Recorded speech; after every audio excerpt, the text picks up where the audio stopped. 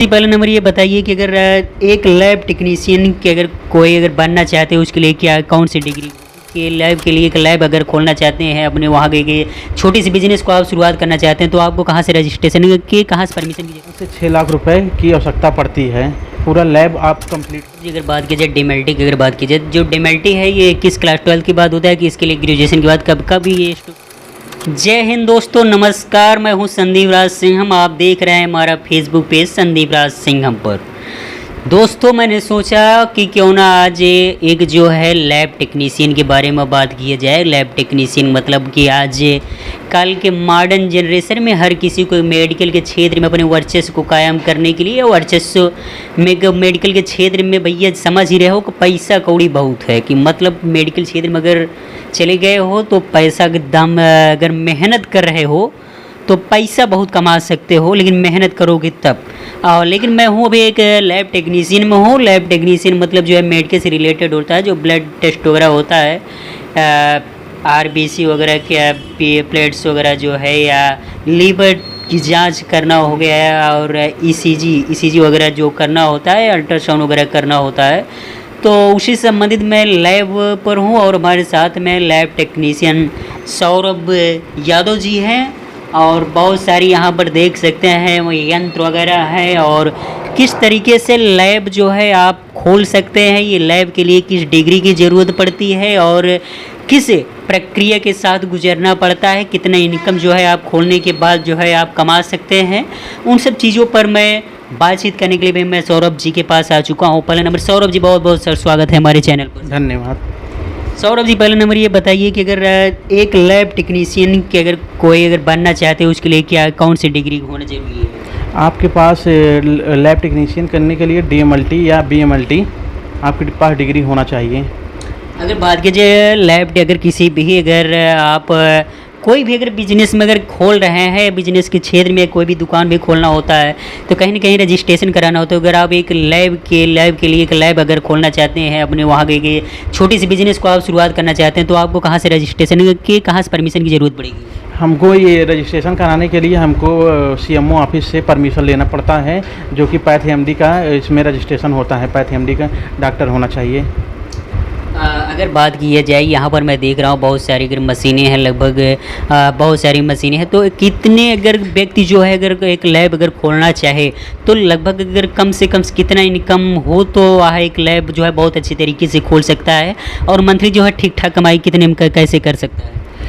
ये देखिए, लैब खोलने के लिए आपको कम से कम 5 से 6 लाख रुपए की आवश्यकता पड़ती है। पूरा लैब आप कंप्लीट हो जाएगा। उसके लिए आपको सबसे पहले सीबीसी मशीन होती है, आपको सबसे महंगी मशीन वही होती है, जो कि ये वही सीबीसी मशीन है जिसमें ब्लड जांच होता है। ब्लड से पूरी संबंधित पूरी जांच होती है इसमें। ये लगभग मशीन 2.5 से 3 लाख रुपए की आपकी पड़ती है। ये बायोकेमिस्ट्री मशीन है। इसमें सीरम से संबंधित जितनी जाँच हैं, लीवर, किडनी, जितने भी हैं, शुगर, कोलेस्ट्रॉल, जितने भी जांच हैं बायोकेमिस्ट्री से जांच होते हैं। लगभग 80 से 1 लाख रुपए इसकी कीमत पड़ती है। उसके अलावा कई इंस्ट्रूमेंट और भी हमारे पास हैं जो कि लगभग 5 से 10 हज़ार में कंप्लीट हो जाते हैं। उसके साथ साथ आपके पास ये मिक्सर मशीन होनी चाहिए जिसमें ब्लड को अच्छे से मिलाता है और सेल तोड़ता है। उसके अलावा आपके पास सेंट्रीफ्यूज मशीन होती है जिसकी कीमत 5 से 7 हज़ार होती है। ये आपके ब्लड के आरबीसी और डब्ल्यूबीसी को अलग करता है, सीरम अलग करता है। उसके साथ आपके पास सूक्ष्मदर्शी, जिसको माइक्रोस्कोप कहते हैं, होना चाहिए, जिसके आपको ब्लड से संबंधित स्लाइड से देखना चाहते हैं तो आप स्लाइड बना के देख सकते हैं। यूरिन जाँच इससे होता है, सीमन जाँच, अदर भी कई जांचें इसे पूरे स्लाइड बना के कर सकते हैं। और उसके साथ साथ आपके पास पूरा डेस्कटॉप होना चाहिए, कंप्यूटर के जितने है, कीबोर्ड, ये सब पूरा, प्रिंटर भी, हर चीज़ पूरा मौजूद होना चाहिए। उसके साथ साथ आपके पास फ्रिज की भी आवश्यकता पड़ेगी, क्योंकि इसमें फ्रिज की आवश्यकता पड़ेगी क्योंकि केमिकल जो होते हैं थोड़ा ठंडे में रखे जाते हैं, नहीं तो ख़राब हो जाएंगे, आपको काफ़ी नुकसान हो सकता है। अगर सौरभ जी अगर बात की जाए डीएमएलटी की अगर बात की जाए, जो डीएमएलटी है ये किस क्लास 12 के बाद होता है कि इसके लिए ग्रेजुएशन के बाद कब ये स्टूडेंट जो है कर सकते हैं? ये आप डीएमएलटी 12th के बाद भी कर सकते हैं, ग्रेजुएशन के बाद भी कर सकते हैं, कोई पाबंदी नहीं है इस पर। अगर जैसे लैब टेक्नीशियन की अगर बात की जाए, इसमें से अगर इसके आगे डीएमएलटी के आगे भी कोई कोर्स वगैरह होता है? डीएमएलटी के बाद एमएलटी होता है। एमएलटी करने से क्या क्या फ़ायदा होता है, क्या मास्टर डिग्री है, उसका मास्टर डिग्री है, बस काम एक ही है, बस वही जैसे होता है अपने यहाँ BA कर लिए, उसके बाद MA कर लिए, बस उसमें होता है MLT हो गया, DMLT हो गया, बस वही चीज़ है। तो वही चीज़ें हैं। अगर चलिए ठीक है, बहुत अच्छी आपने जानकारी दी। और चलिए ठीक है दोस्तों, अगर यह सौरभ भाई की और कुछ जानकारी वगैरह अगर देना चाहते हो तो अगर ये है आपके लैब आप खोलना चाहते हैं तो आपको 5 से 6 लाख रुपए खर्चा करना पड़ेगा। उसके साथ साथ आपकी इनकम भी अच्छी होती है इसमें। अगर बात की जाए इनकम जो है, क्योंकि अगर खोल रहे हैं तो सबसे बड़ी बात होती है कि इनकम की, क्योंकि इनकम कितना हमारा हो सकता है, क्योंकि रहने में इतना पैसा अगर 4-5 लाख रुपए लगा रहे हैं तो ये सबसे बड़ी बात होती है मेहनत के ऊपर डिपेंड करता है, और मेहनत और व्यवहार, क्योंकि ये बिजनेस है, क्योंकि इसमें मेहनत और व्यवहार बहुत जरूरी है। तो कितने तक अगर जो बात की जाए इसमें आपके जो लैब में, तो अगर आप सिर्फ मेहनत कर रहे हैं, बाहर देख रहे हैं कि कई लोग जुटे हुए हैं, तो यहाँ पर कितना मंथली इनकम हो जाता होगा?